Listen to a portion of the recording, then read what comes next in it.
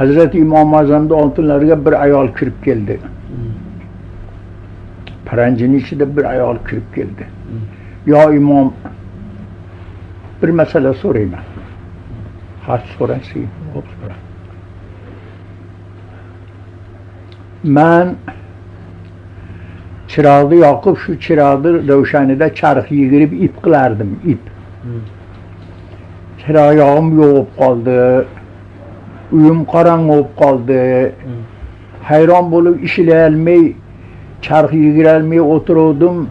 Birdan shu xalifani mash'allari ko'chadan o'tib qoldi.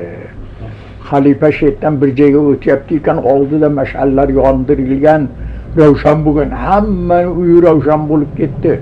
Shunda shuni ravshanisida ancha yigirib oldim.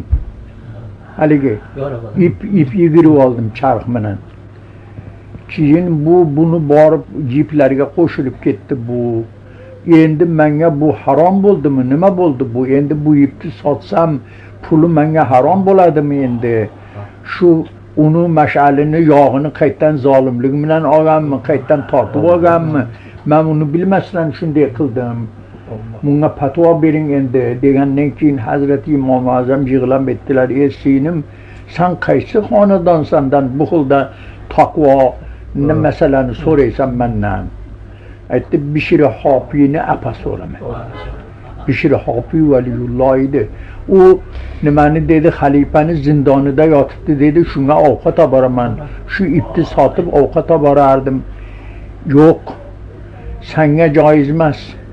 U ining xalqi toza odam, u valiyulloh, unga olib borib bermagin bu shubhali narsani. Ana fatvo chiqarib bermadilar, shunga ijozat bermadilar. Qarang endi mana u ayolga boshqacha fatvo. Agar uni amannos kelib bitta so'raganda, yur, qanday yursang senga halol degani bo'lardilar. Bildingizmi? Mana unga, mana u ayolga ruxsat bermadilar, yo'q dedilar. Bu ipingni sadaqa qilib yuborganda pokiza qilib olib borgin u ovqatini u iningga. Uni Bishir Hofiy deb, nima uchun Hofiy degan so'z yalangoyoq degan so'z. Nimaga buni Hofiy deydi desa hamisha yalangoyoq yurar ekan. Shu shaharlarning ko'chasida majzub, mast alast shu yalangoyoq yurar ekan. Shu bir kun bir dehqon oti ustida o'tib keta tursa, oti ko'chada siyibdi. Siysa hali e'lon qilibdiki, "O birodarlar, Bishir Hofiy o'ldi. Janozasiga boraveringlar." Senga kim xabar berdi desa, mana u otim modomiki Bishir Hofiy shu ko'chadan yurardi, bega siymasin. Otim siydiki, bilingki bu Bishir Hofiy olamdan ketibdi. Xabar olishsa haqiqiy olamdan ketgan ekan.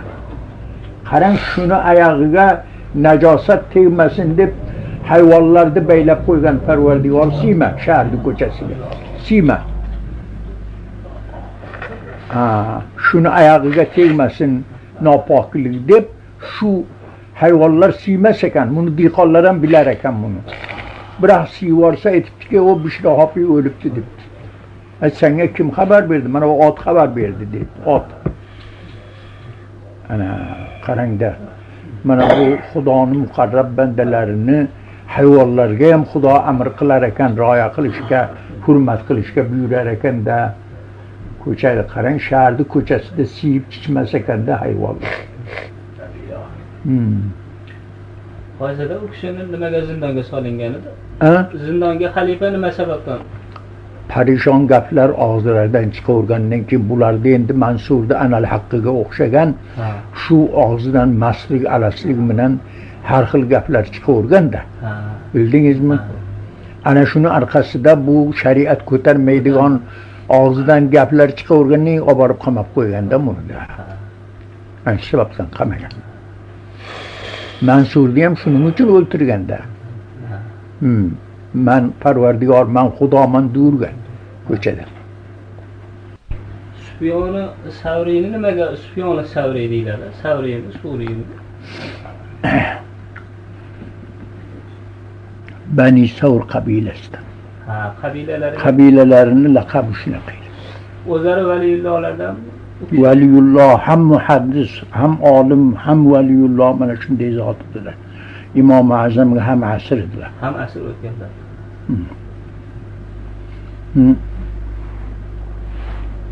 Imom Azam do'kon o'tirib tijorat qilar ekanlar. Aytgan ekanlar, lavla Sufyononi mattajartu. Shu ikkita Sufyon bo'lmaganda men tijorat qilmagan bo'lar edim. Shuni uyini ta'min qilaman deb men tijorat qilaman. Hamisha bularning uyiga go'shtdan go'sht, yog'dan yog' kelib turar ekan. Imom Azam yuborib turar ekanlar. Shu bular muhaddislar bir yerda o'tirib hadis bayon qiladilar. Ana shu bilan mashg'ullar, bu dunyoga mashg'ul bo'lmaydilar ular. Men bularning uyini shu ta'min qilaman deb tijorat qilaman. Degan ekanlar.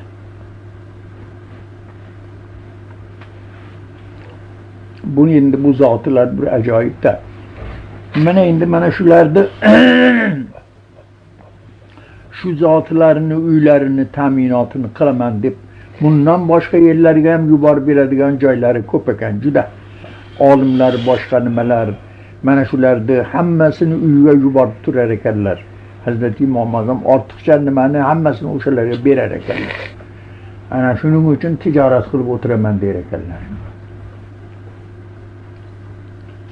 Bu bor gap ekanda, bir birodarimizga sal ishni yengillasiz, qilish ishingiz ko'payib ketdi desak, xuddi shu mazmunda aytadi o'sha birodarimiz ham. Shu odamlarda hojati bo'lib turadi, shu hojatini ravo qilish uchun qilaman.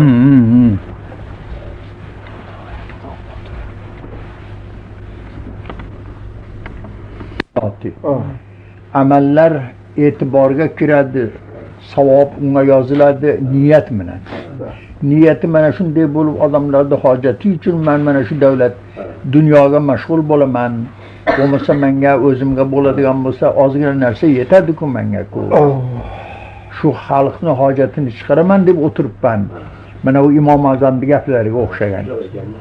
Bu albatta bu shu niyat bilan bo'ladigan bo'lsa, Parvardigor uni juda ajri azim, unga juda ko'p nima beradi, savob beradi bunga.